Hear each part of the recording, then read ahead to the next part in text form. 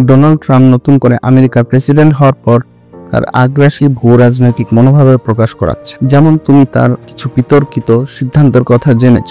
Greenland জোরপূর্বক দখল করা, পানামা খাল দখল করা সহ বর্তমানে মুসলমানদের জন্য সবচেয়ে গুরুত্বপূর্ণ স্থান গাজা দখলের কথা তিনি বলেছেন গাজার বসবাসরত সকল মানুষকে পার্শ্ববর্তী বিভিন্ন দেশে শরণার্থী হিসেবে পাঠানো হবে। তিনি বলেন, গাজাকে ধ্বংসস্তূপ থেকে তুলে আনতে হলে গাজাকে আমেরিকার অন্তর্ভুক্ত করতে হবে।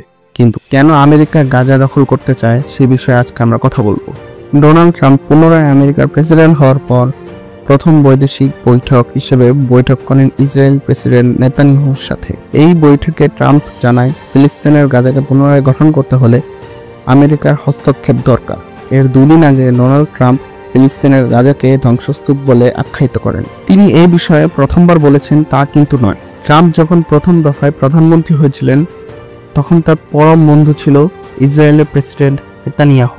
কারণ 2018 সালে জাতিসংঘের আইন লঙ্ঘন করে ডোনাল্ড ট্রাম্প জেরুজালেমকে ইসরায়েলের রাজধানী হিসেবে ঘোষণা করেন।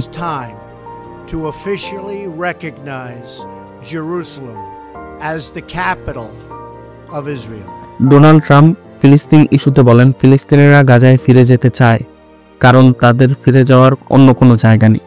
কিন্তু ট্রাম্প তার এই কথার কোনো প্রমাণ দিতে পারেনি।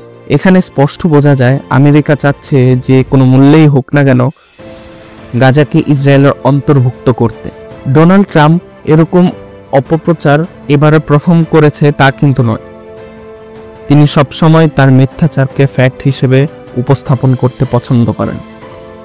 যেমন তিনি গ্রিনল্যান্ড ইস্যুতে বলেছিলেন যে গ্রিনল্যান্ড নাগরিকরা চায় যুক্তরাষ্ট্রের অন্তর্ভুক্ত হতে, কিন্তু বাস্তবতা হলো গ্রিনল্যান্ডের সাধারণ জনগণ চায় ডেনমার্ক থেকে তাদের সার্বভৌমত্ব। ডোনাল্ড ট্রাম্পের এরকম করার মূল কারণ হলো ডোনাল্ড ট্রাম্প তার ব্যক্তিগত জীবনে একজন বেশ সফল ডেভেলপমেন্ট ব্যবসায়ী ছিলেন, যার সুবাদে তিনি গাজাকে তার পরবর্তী ডেভেলপমেন্ট প্রজেক্ট হিসেবে বাছাই করছেন। তিনি মনে করেন গাজা অনেক ভালোভাবে ডেভেলপমেন্ট করা সম্ভব।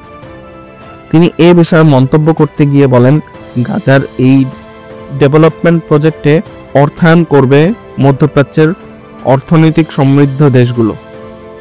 তিনি এখানে মূলত সৌদি আরবের কথাই নির্দেশ করেছেন, কারণ সৌদি আরবই ইলন মাস্কের পরে একমাত্র দেশ যারা ডোনাল্ড ট্রাম্পের রাজনৈতিক প্রচারে সবচেয়ে বেশি অর্থ ব্যয় করেছেন।